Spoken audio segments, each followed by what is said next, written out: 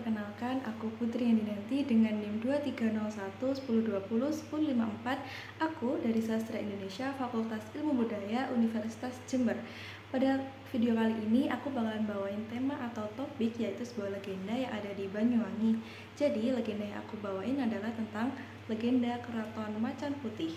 Selain memiliki wisata yang cukup unik dan menarik di Banyuwangi, Banyuwangi juga memiliki sebuah legenda yang sangat populer dan terkenal di masyarakat. Nah, salah satunya adalah tentang Keraton Macan Putih.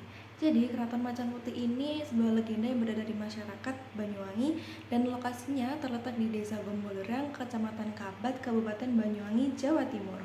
Kerajaan Belambangan berdiri pada abad ke-13 dan baru terbentuk pada abad ke-18. Nah, kerajaan ini dipimpin oleh seorang raja yang bijaksana, yaitu Prabu Tawang Alun. Jadi, Prabu Tawang Alun memimpin kerajaan Belambangan dan mencapai puncak keemasan saat dipimpin oleh beliau. Dan sebagai seorang figur raja yang baik, beliau juga memiliki sebuah kesaktian yang luar biasa loh. Perlu kalian ketahui kalau misalnya si Prabu Tawang Alun ini memiliki adik yang namanya Maswila. Nah, Maswila ini memiliki sifat atau watak yang berambisi penuh untuk bisa memegang kekuasaan kerajaan. Nah, karena memilih untuk tidak terjadi perang saudara, si Prabu Tawang Alun ini memilih untuk mengalah dan menyerahkan kekuasaannya kepada adiknya sendiri dengan gelar Pangeran Prabu Maswila Brata. Kalian bisa bayangin gak sih kalau misalnya si kerajaan ini bakal gimana dipimpin di tangan Prabu Maswila?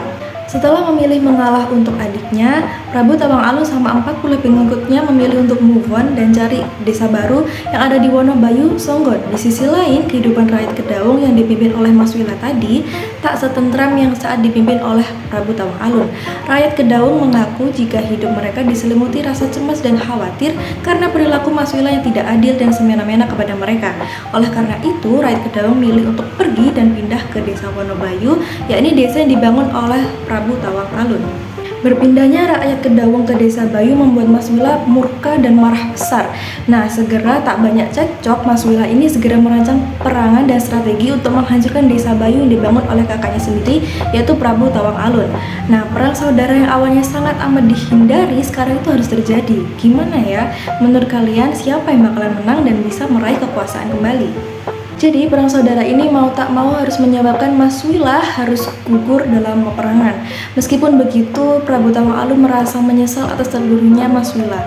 Sebagai bentuk pertaubatan, Prabu Tawang Alun itu pergi ke hutan Sudamara di lereng Gunung Raung untuk melakukan tapa brata. Saat melakukan tapa bratanya di hutan Sudamara, Prabu Tawang Alun ini dibangunkan oleh suara gaib yang mengisyaratkan beliau untuk berjalan ke arah utara. Dan ternyata beliau bertemu dengan seekor macan putih besar yang besarnya itu seperti kuda teji. Bisa dibayangkan seberapa besarnya, dan akhirnya beliau memutuskan untuk menaiki macan tersebut dengan penuh kehati-hatian dan kewaspadaan. Dan ternyata si macan putih ini nunjukin kalau misalnya ada lokasi baru nih buat bangun sebuah kerajaan baru. Dan akhirnya dibangunlah kerajaan di situ dengan menggunakan batu bata dan dibangun pagar yang mengelilingi kerajaan tersebut. Nah, kerajaan itu diselesaikan dalam kurun waktu 4 tahun 10 bulan. Lama banget ya.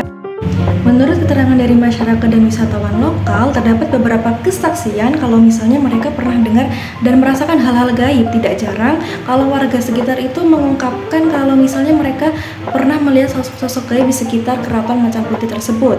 Nah, salah satu wisatawan menyatakan jika ia pernah melihat banyak prajurit berbaris seolah-olah sedang menjaga tempat tersebut. Oleh sebab itu, Keraton Macan Putih ini dikenal sebagai tempat keramat dan menjadi salah satu tempat wisata mistis yang ada di Banyuwangi. Nah, teman-teman, itu tadi video atau penjelasan tentang legenda Keraton Macan Putih yang ada di Banyuwangi. Gimana? Seru nggak?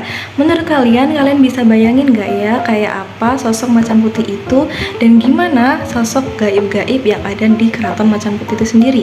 Cukup sekian yang bisa aku jelasin. Sampai jumpa.